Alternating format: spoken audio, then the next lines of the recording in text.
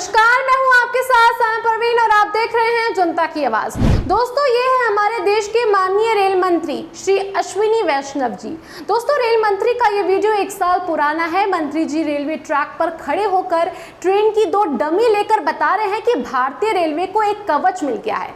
मंत्री जी बता रहे हैं कि ये कवच नाम का डिवाइस इतना हाईटेक है कि गलती से भी 2 ट्रेन एक ट्रैक पर आ जाए तो ये कवच ऑटोमेटिक ब्रेक लगा देता है। और तो और मंत्री जी इसके पीछे पीएम मोदी के विजन की भी तारीफ कर रहे हैं। लीजिए 2 ट्रेन है, दोनों ट्रेन अगर सेम ट्रैक पे अगर बाई चांस गलती से भी आ गई तो पास में आती है, उससे पहले कवच उस पर ब्रेक लगा और उनको रोक लेगा, तो एक्सीडेंट नहीं होगा। तो दोस्तों, सवाल ये है कि जिस कवच वाले टेक्नोलॉजी के बारे में रेल मंत्री जी बता रहे थे, क्या वो कवच उड़ीसा की इन ट्रेनों में नहीं लगी थी जो इतनी बड़ी त्रासदी हो गई?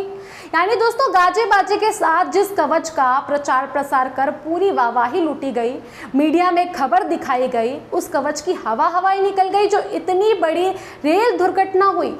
दोस्तों, देश के रेल मंत्रालय ने कहा था कि वो एक ऐसा सिस्टम लाने जा रहे हैं जिससे रेल हादसे रुक जाएंगे। इस सिस्टम को कवच सिस्टम कहा जाता है, जिसका पूरा नाम है ट्रेन कॉलिजन अवॉइडेंस सिस्टम।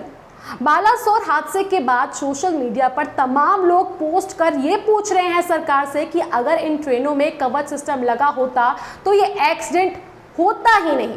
दोस्तों, उड़ीसा के बालासोर में बीती रात रूह कपा देने वाला हादसा हो गया। हादसा 2 जून शाम करीब 7 बजे हुआ, जब यशवंतपुर से हावड़ा जा रही थी ट्रेन दुरंतो एक्सप्रेस से डिरेल हो गई और हावड़ा से चेन्नई जा रही कोरोमंडल एक्सप्रेस से टकरा गई। इसके बाद कोरोमंडल की कई बोगियां ट्रैक से उतर गई और मालगाड़ी से टकरा गई। दोस्तों, इस भीषण ट्रेन एक्सीडेंट में अब तक 280 से ज़्यादा लोगों ने अपनी जान गंवा दी है और लगभग 900 से ज़्यादा लोग गंभीर रूप से घायल हुए हैं।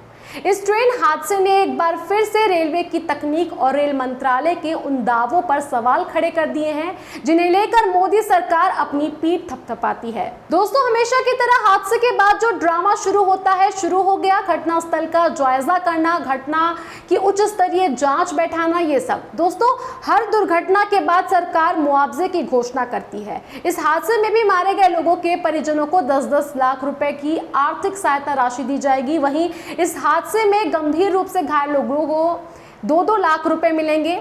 वहीं मामूली रूप से घायलों को 50,000 रुपए की सहायता राशि दी जाएगी। लेकिन दोस्तों, सबसे बड़ा सवाल यह है कि यह हादसा हुआ ही क्यों? इस हादसे का जिम्मेदार कौन है? किसकी लापरवाही से इतने मासूमों की जान गई? दोस्तों, यह हादसा देश में तब हो रहा है जब रेलवे पर करोड़ों रुपए खर्च किए जा रहे हैं। प्रधानमंत्री हमें बुलेट ट्रेन का सपना दिखा रहे हैं।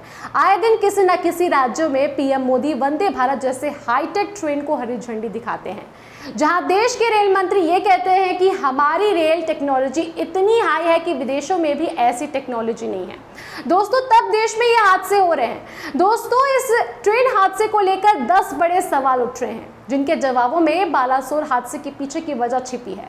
इन सभी सवालों के जवाब खुद रेल मंत्री अश्विनी वैष्णव को देना होगा। सवाल यह है कि क्या पटरियों में पहले से कोई खामी थी? क्या पटरियों की रूटीन जांच में कोई लापरवाही हुई? क्या पटरियों के साथ कोई छेड़छाड़ हुई?